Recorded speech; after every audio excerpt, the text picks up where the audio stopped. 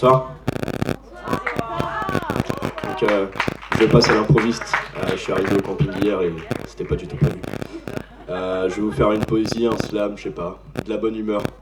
Toujours de la bonne humeur. Je me présente, je m'appelle Quentin. Ça s'écrit avec un K, je sais, c'est très peu commun. Bref, c'est pas le thème, aujourd'hui je voudrais parler d'une personne dont on ne parle jamais assez.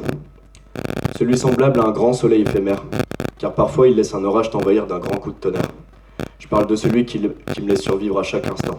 Quand je parle de lui, ça me coupe le souffle et je ne parle pas que d'un sentiment. Même s'il me suit partout, et qu'il me casse souvent les couilles, j'apprends à m'adapter à lui et à apprécier sa petite bouille.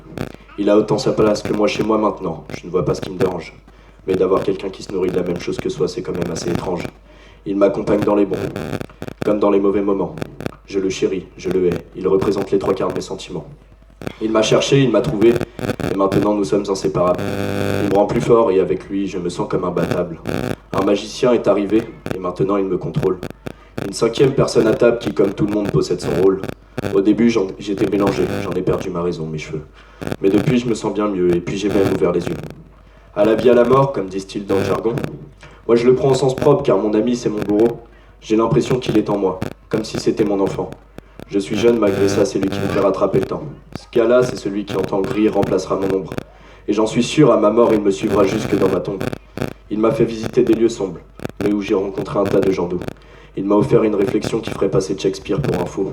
Même s'il m'a fait régresser, il m'a appris à jouer de la vie. Quand le présent de mon passé et ses tracas sont dans l'oubli. Et je voudrais parler au nom de toutes les sœurs, les frères, les pères et les mères. Et surtout au nom de cette personne que l'on surnomme le cancer. Merci.